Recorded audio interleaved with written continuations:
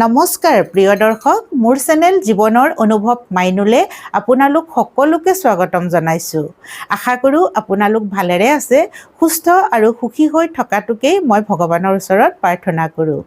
মোৰো বাৰু ভালে বেয়া মাজৰে দিনবোৰ গৈ আছে আৰু বহুত দিন মই ভিডিঅ' দিব পৰা নাই, তাৰ বাবে ক্ষমা খুজিছোঁ। আজি আপোনালোকৰ মাজলৈ মই বহুত ধুনীয়া ভিডিঅ' এটা লৈ আহিছোঁ আৰু এই ভিডিঅ'টো চাই আপোনালোকে বহুত ভাল পাব বুলি আশা কৰিলোঁ। তথাপিতো মই ভিডিঅ'টোৰ মাজলৈ যোৱাৰ আগতে এষাৰ কথা আগৰ দৰে আপোনালোকৰ আগত কওঁ যে মই কোনো বিশেষ ব্যক্তি নহয়, মই এগৰাকী মাতৃ হয় আৰু এগৰাকী গৃহিণী হয়। সেই হিচাপে মোৰ যিখিনি জ্ঞান আছে আৰু যিখিনি কথা মই জানো সেইখিনি কথা আপোনালোকৰ আগত ক'লে মোৰ ভাল লাগে। আৰু মই যিবোৰ ভিডিঅ' দিছোঁ আপোনালোকৰ কমেণ্টছৰ দ্বাৰা মই গম পাইছোঁ যে আপোনালোকেও মোৰ ভিডিঅ'বোৰ চাই ভাল পাইছে। সেইকাৰণে মই ভাবিলোঁ যিখিনি কথা মই জানো আপোনালোকৰ আগত ক'লে এগৰাকী নহয় এগৰাকীয়েও মোৰ কথাখিনি শুনি তেওঁ সেইখিনি কৰিব পাৰিব আৰু তেওঁ নিশ্চয় ভাল পাব।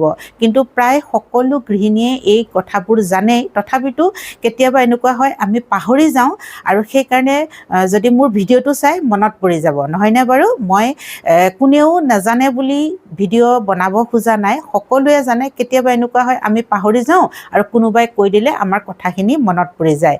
সেইকাৰণেহে মই যিখিনি জানো ভিডিঅ' আকাৰে আপোনালোকৰ মাজলৈ লৈ আহিলোঁ। বাৰু যি কি নহওক ভুল হ'লে ক্ষমা কৰিব, প্ৰথমতে কৈ লৈছোঁ। আৰু এতিয়া মই ক'বলৈ ওলাইছোঁ যে 2026 চনৰ শাওণ মাহৰ কথা। শাওণ মাহ বুলি ক'লে আমাৰ সকলোৰে প্ৰিয়, গোটেই শাওণ মাহটো আমাৰ উৎসৱ যেন লাগে, নহয়নে? কাৰণ শাওণ মাহটো শিৱ বাবাৰ অতিকে প্ৰিয় মাহ হয় আৰু সেইকাৰণে আমি সকলোৱে শাওণ মাহটোত আমি যেনেধৰণৰে পাৰোঁ সেই ধৰণৰে আমি শিৱ বাবাক পূজা কৰোঁ। আৰু কোৱা হয় যে পৃথিৱীত শিৱ বাবা শাওণ মাহটোক একদম বিৰাজমান হৈ থাকে আৰু আমি বাবাক খুব ভাল ধৰণৰে পূজা কৰি, ভাল ধৰণৰে মানে ভাৱে ভক্তিৰে পূজা কৰি আমি শিৱ বাবাক সন্তোষ কৰিব পাৰোঁ আৰু শিৱ বাবাৰ ওচৰত আমি যি মনোকামনা বা আমি যি বিচাৰোঁ সেইখিনি আমাৰ পূৰণ হয় বুলি কোৱা হয়। আৰু সেইকাৰণে সকলোৱে আমি শিৱ বাবাক যেনেদৰে পাৰোঁ আমি গোটেই মাহটো আমি তেওঁ ব্ৰত পূজা সেৱা কৰিব লাগে, নহয়নে বাৰু? শাওণ মাহৰ 3 দিন যোৱাত প্ৰথম সোমবাৰ পৰিছে 3 শাওণ 20 জুলাই তাৰিখ আৰু দ্বিতীয় সোমবাৰ পৰিছে 10 শাওণ 27 জুলাই তাৰিখ, তৃতীয় সোমবাৰ পৰিছে 17 শাওণ 3 আগষ্টৰ তাৰিখে আৰু চতুৰ্থ সোমবাৰ পৰিছে 24 শাওণ 10 আগষ্ট তাৰিখে আৰু পঞ্চমটো সোমবাৰ অৰ্থাৎ শেষৰ সোমবাৰ 31 শাওণ 17 আগষ্ট তাৰিখে। এই 5টা সোমবাৰ আমাৰ পৰিছে গোটেই মাহটোত আৰু আমি যিমান পাৰোঁ সিমান বা সেই যি ধৰণৰে আমি পাৰোঁ সেই ধৰণৰে আমি শিৱ বাবাক সন্তোষ কৰিব পাৰোঁ পূজা অৰ্চনা কৰি ভাৱে ভক্তিৰে, নহয়নে বাৰু? এতিয়া আমি শিৱ পূজা কেনেধৰণৰে কৰিব লাগে সেই কথাষাৰ মই আপোনালোকৰ আগত ক'বলৈ কৈছোঁ। আৰু ব্ৰত কৰিব লাগে নে নালাগে, ব্ৰত নকৰিলে আমাৰ কিবা দুখ পাপ হ'ব নেকি, আৰু কেনেধৰণৰ ব্ৰত কৰিলে আমি বহুত ভাল ফল পাব পাৰোঁ সেই কথাটো মই আপোনালোকৰ আগত ক'বলৈ ওলাইছোঁ। এই শাওণ মাহত আমাৰ 5টা সোমবাৰ পৰিছে। 5টা সোমবাৰত আমি গোটেইকেইটা সোমবাৰ অৰ্থাৎ গোটেই মাহটো আমি ব্ৰত পূজা কৰিব পাৰোঁ। যদি গোটেই মাহটো বা 5টা সোমবাৰ আমি ব্ৰত পূজা কৰিব নোৱাৰিলেও এটা সোমবাৰ হ'লেও যদি আমি ব্ৰত পূজা কৰোঁ তেতিয়া আমাৰ বহুত ভাল ফল পোৱা যায় আৰু শিৱ বাবাও সন্তোষ হয়। এনেকুৱা নহয় যে গোটেই মাহটোৱে কৰিব লাগিব তেহে ভগৱানে ভাল পাব বা 5টা সোমবাৰ ব্ৰত কৰিব লাগিব তেহে ভগৱানে ভাল পাব, এনেকুৱা কোনো কথা নহয়। নিজৰ মনৰ ওপৰত কথা। আৰু ব্ৰতৰ কথা ক'বলৈ গ'লে ব্ৰত কৰাটো বহুতেই ভাল কথা, কাৰণ আমাৰ স্বাস্থ্যৰ কাৰণেও কেতিয়াবা ব্ৰত কৰিলে বা সপ্তাহত এদিন ব্ৰত কৰিলে আমাৰ স্বাস্থ্যৰ কাৰণেও বহুত ভাল, নহয়নে বাৰু? আজিকালি ইমান বেমাৰ আজাৰ হৈ পৰিছে, সেইকাৰণে এদিন আমি ফাষ্টিং কৰিব লাগে, মানে ব্ৰত কৰিব লাগে, খুব ভাল। কিন্তু যদি আমি গোটেই শাওণৰ মাহটো আমি ব্ৰত কৰিব নোৱাৰোঁ তেতিয়াহ'লে আমি যিকোনো এটা সোমবাৰ বা 5টা সোমবাৰ আমি ব্ৰত কৰিব পাৰোঁ। আৰু ব্ৰতৰ কথা এনেধৰণৰ যে ব্ৰত নিজৰ ওপৰত নিৰ্ভৰ কৰে দেই। আমাক যদি কোনোবাই কয় যে 5টা সোমবাৰ আপোনালোকে যদি ব্ৰত কৰে বা গোটেই মাহটো ব্ৰত কৰে ভাল ফল পাব, ভাল ফল পায়, কিন্তু আমিওতো পাৰিব লাগিব নহয়নে বাৰু? আজিকালি মানুহৰ কিমান বেমাৰ আজাৰ, প্ৰায়বোৰ মানুহে মেডিচিন দাৱাই খাব লগাত পৰে বা অসুস্থ হৈ পৰে। ব্ৰত কৰিলে কি হয়, কেতিয়াবা মূৰৰ বিষ হয় বা বমি বমি ভাৱ আহে। এনেকুৱা ঠাইত ব্ৰত কৰিলে জানো আমাৰ স্বাস্থ্যৰ কাৰণে ভাল হ'ব? আমাৰ যদি স্বাস্থ্যই বেয়া হৈ যায় ব্ৰত কৰি, আমি ভগৱানক পূজা কেনেধৰণেৰে কৰিম? আমি ভগৱানৰ নাম উচ্চাৰণ কেনেকৈ কৰিম? আমি ভগৱানৰ নাম জপ কেনেকৈ কৰিম? সেইকাৰণে মই ভাবোঁ যে ব্ৰত কৰাটো নিজৰ ওপৰত কথা, আমি কেনেধৰণেৰে ব্ৰত কৰিব লাগে।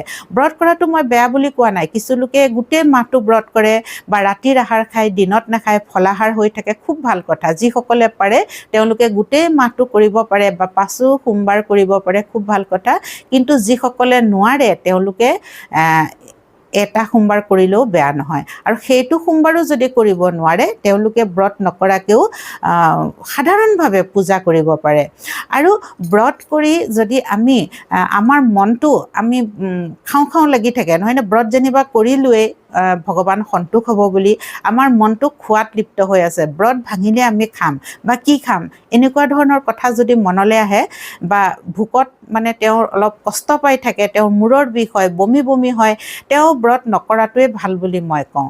আৰু এটা কথা, যদি আপুনি ব্ৰত কৰিছে, ব্ৰত কৰাৰ সময়ত ঘৰখন অশান্তিৰ পৰিৱেশ হৈ আছে, আপুনি যদি ব্ৰত কৰে, ঘৰৰ সকলোৱে ব্ৰত কৰা নাই, তেওঁলোককতো ভাত পানী আপুনি বনাই দিব লাগিব নহয়নে? ব্ৰত কৰিছোঁ বুলি ঘৰৰ কাম নকৰাকৈ থাকিলে ঘৰৰ মানুহখিনিৰতো কষ্ট হ'ব বা ল'ৰা ছোৱালীৰ কষ্ট হ'ব, মানুহজনৰ কষ্ট হ'ব, আৰু যিসকলৰ ঘৰত শাহুৰ শহুৰ আছে বা অন্য সদস্য আছে তেওঁলোকৰ কষ্ট হ'ব।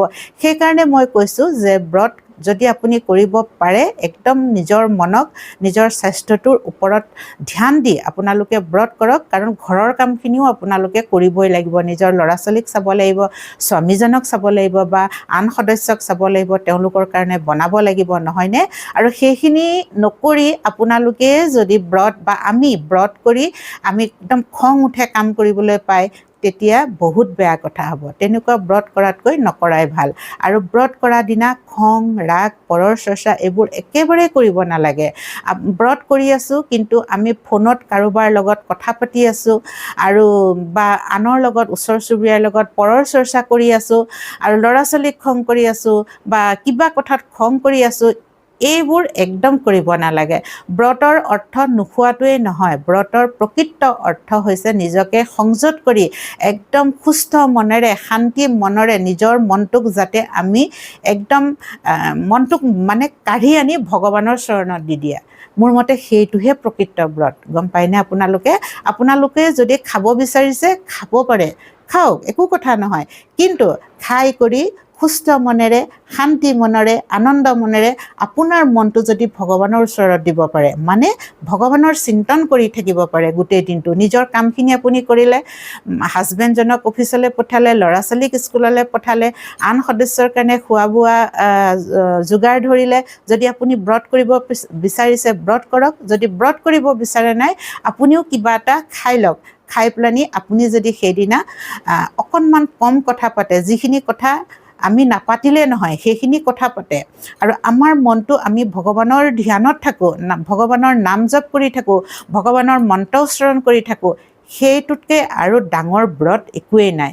আপোনালোকৰ আগত ক'বলৈ ওলাইছোঁ আমি শাওণ মাহৰ পূজাভাগ কেনেধৰণেৰে কৰিব লাগে।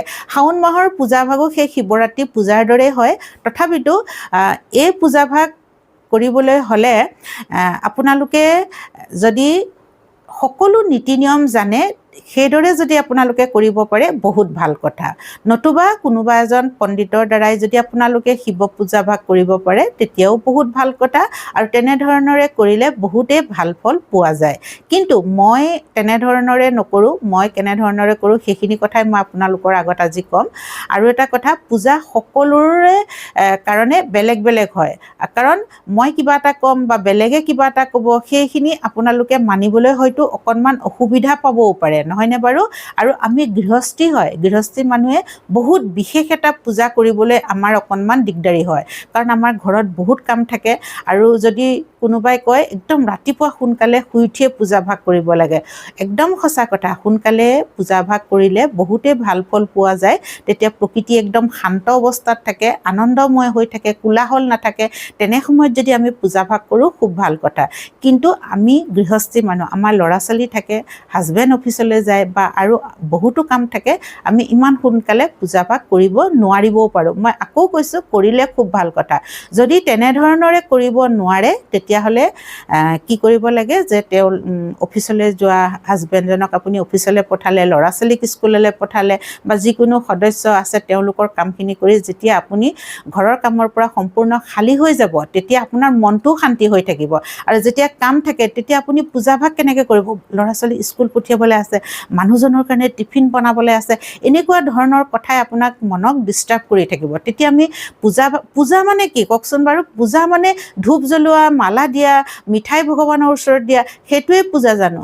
মই ভাবোঁ সেইটো পূজা হয় যদিও মানে কিছুমান ক্ষেত্ৰত নহয়। পূজা বুলি ক'লে আমি যেতিয়া ভগৱানৰ ওচৰত বন্তি গছি জ্বলাওঁ, খুব আগ্ৰহেৰে ভগৱানক একদম ভাৱ ভক্তিৰে ভগৱানক ধ্যান কৰি একদম মনটো শান্ত কৰি আমি ভগৱানক বন্তি গছি জ্বলাব লাগে বা ধূপ জ্বলাব লাগে।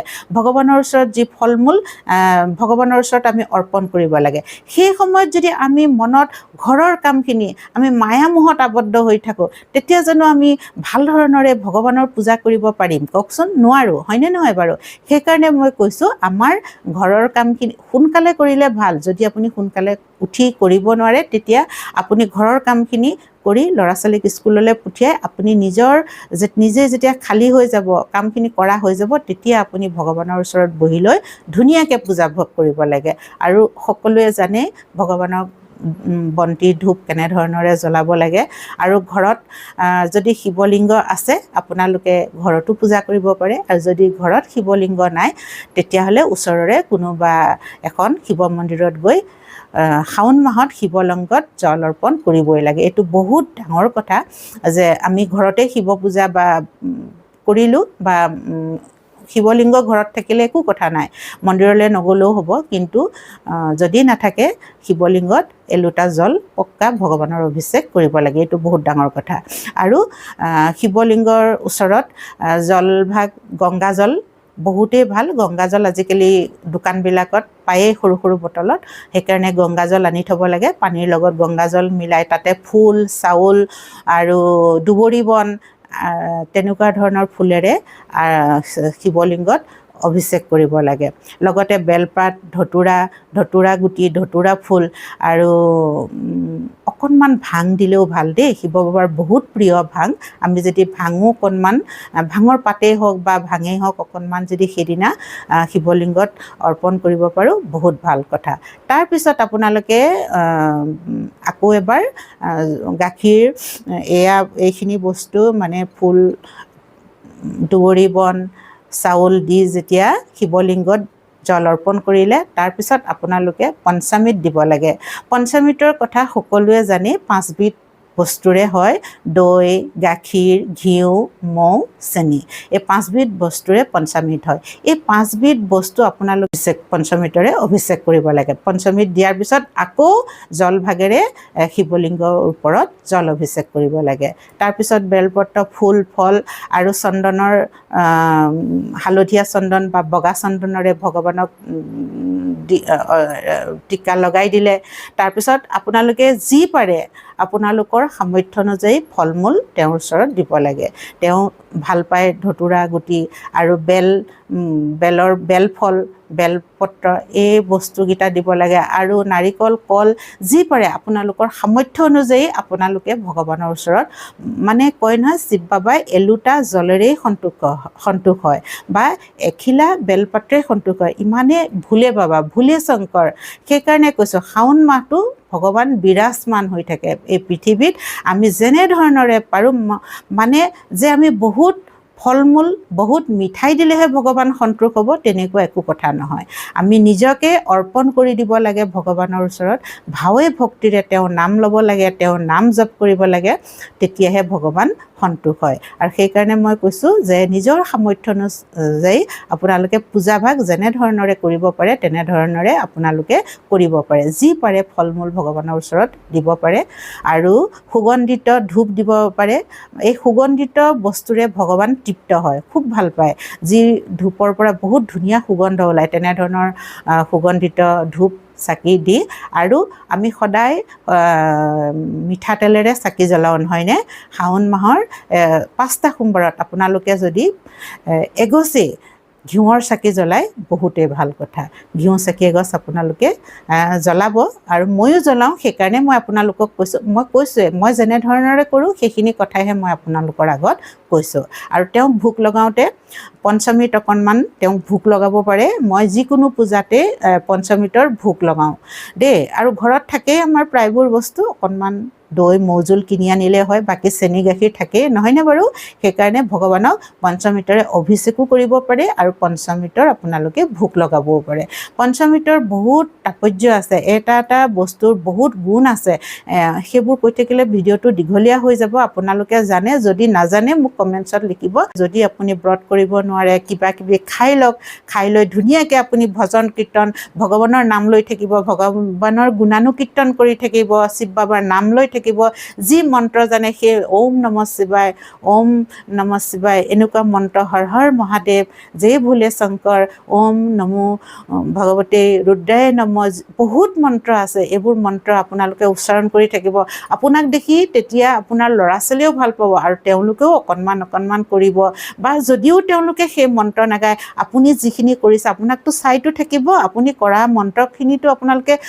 ল'ৰা ছোৱালীয়েতো শুনিব বা ঘৰৰ আন সদস্যখিনিয়ে শুনিব আৰু আন সদস্যখিনিয়ে আপোনাক বেয়াও নাপায় কাৰণ আপুনি ঘৰৰ সকলো কাম কৰিছে তেওঁলোকক খোৱা বোৱাকৈ সকলোখিনি যোগাৰ দিছে তাৰোপৰি আপুনি ইমান ধুনীয়াকৈ হাঁহি মাতি একদম ভগৱানৰ গুণানুকীৰ্তন কৰি আছে আপোনাক চাবচোন আপুনি সকলোৰে প্ৰিয় পাত্ৰ হৈ পৰিব ঘৰখনৰ আৰু লগতে ভগৱানৰো আৰু নিশ্চয় এনেধৰণে কৰিলে ভগৱানেও আপোনাক ভাল পাব আৰু আপুনি বিচৰা মতে ভাল ফল পাব আৰু এটা কথা কয় যে ভগৱানক আমি বিচাৰিব নালাগে তেওঁ জানে নহয়নে যে পূজা কৰি আমি কিয় ভগৱানক বিচাৰিব লাগে বহুতে কয় সেইষাৰ কথা নহয়নে বাৰু সঁচা কথা ভগৱানক বিচাৰিব নালাগে তেওঁ অন্তৰ্যামী ভূত ভৱিষ্য অতীত সকলো কথা জানে আৰু আমাৰ কাৰণে কি ভাল হয় তেওঁ সেইখিনি কথা জানে আৰু সেই হিচাপে তেওঁ আমাক দিয়ে আমি যিখিনি পাওঁ সেইখিনিতে আমি সন্তুষ্ট থাকিব লাগে আৰু তথাপিতো মই কওঁ আমি মনুষ্য হয় কাৰণ আমি গৃহস্থী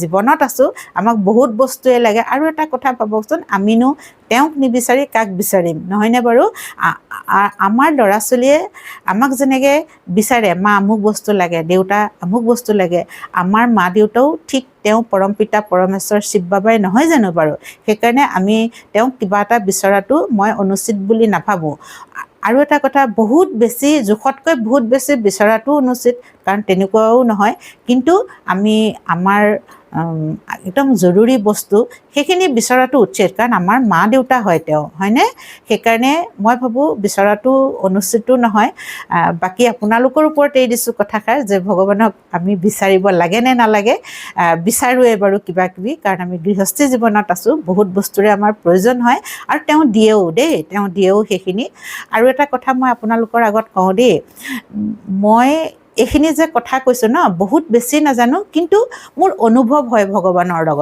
ভগৱানৰ লগত মোৰ কিবা এটা কানেকশ্যন আছে কিবা এটা অনুভৱ হয় আৰু শিৱ পূজাভাগ মই একদম সৰুৰে পৰা কৰি আহিছোঁ গম পায় বিয়া নোহোৱাৰ আগৰে পৰা কাৰণ আমাৰ ঘৰত শিৱ মন্দিৰ আছে মোক যিসকলে জানে তেওঁলোকে দেখিছেও আমাৰ বৰ্তা এজনে আইতা ককাৰ নামত শিৱ মন্দিৰ এখন বনাই দিছিল আৰু শিৱ মন্দিৰখন তেওঁৰ গোটেই মাটিভাগ শিৱ মন্দিৰখনতে দি দিছিল তেওঁ যিমানখিনি মাটি পায় তেওঁৰ ল'ৰা ছোৱালী নাই সেইকাৰণে তেওঁৰ গোটেই মাটিভাগ শিৱ মন্দিৰখনত দি দিলে সেই শিৱ মন্দিৰখন ভাগ আমাৰ হৈ থকা নাই এতিয়া ৰাইজৰ হৈ গ'ল সকলো মানুহ আহে তাত পূজা কৰে তেওঁলোকে ভাল ফল পায় ইমান ধুনীয়া মানে শিৱ বাবা আছে দেখিয়ে ভাল লাগি যায় আৰু কিমান মোৰ বিয়া হোৱা এতিয়া 30 বছৰমান হ'বলৈ হ'ল বিয়া নোহোৱাৰ আগৰে পৰা মই গা ধুই উঠিয়ে সেই ভগৱানৰ ওচৰত পানী লোটা ঢালোঁগৈ আৰু সেইকাৰণে তেওঁৰ লগত মোৰ মানে একদম সম্বন্ধটো মানে কি ক'ম আপোনালোকৰ আগত মই বুজাব নোৱাৰোঁ সেইখিনি মই কৈছোঁৱে মোৰ অনুভৱ তেওঁলোকৰ ভগৱানৰ লগত বহুত ভাল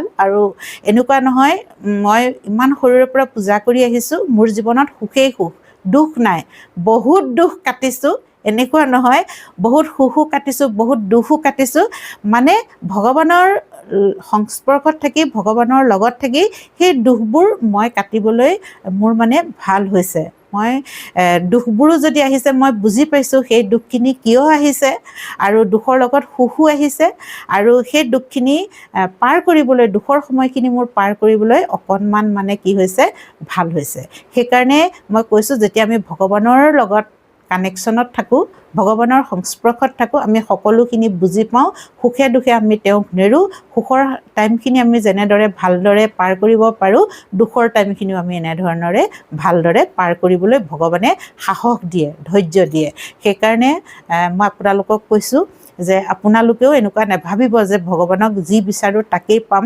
নাপালেও আমাক দিব তেওঁ আমাৰ কাৰণে যি ভাল হয় তেওঁ চব জানে তেওঁ দিবই সেইকাৰণে আমি ভগৱানৰ ওচৰত মানে বিচাৰিছোঁ যদিও মাপ খুজিব লাগে ক্ষমা খুজিব লাগে প্ৰভু তোমাকনো নিবিচাৰি আমি কাক বিচাৰিম হয়নে নহয় বাৰু তেনেধৰণৰে আপোনালোকে যি মনোকামনা আছে তেওঁৰ আগত ক'ব আৰু এনেধৰণৰে যদি আপোনালোকে শাওণ মাহটো পালন কৰে মোৰ আশা যে ভগৱানে আপোনালোকৰ মনোকামনা নিশ্চয় পূৰণ কৰিব আপোনালোকৰ জীৱনটো সুখৰ হ'ব শান্তিৰ হ'ব আপোনালোকৰ ল'ৰা ছোৱালী ভাল হ'ব আৰু ভগৱানে দানৱকো অসুৰকো বৰ দিয়ে শিৱ বাবা ইমানেই ভোলে শংকৰ বুলি কয় আমি মনুষ্য হয় আমাকনো কিয় বেয়া পাব আমি তেওঁৰ সন্তান হয় কিন্তু আমি যদি সময়মতে নাপাওঁ বা বিচাৰিলেই নাপাওঁ ধৈৰ্য ধৰিব দেই এৰি নিদিব এৰি দিলেই বিপদ চব শেষ হৈ যাব ভগৱানক এৰি দিলেই বিপদ দুখতো এৰিব নালাগে সেইটোৱে একদম ডাঙৰ কথা তেনেধৰণৰে যদি আমি ভগৱানৰ কানেকশ্যনত থাকোঁ নিশ্চয় আমাৰ জীৱনটো ভাল হ'ব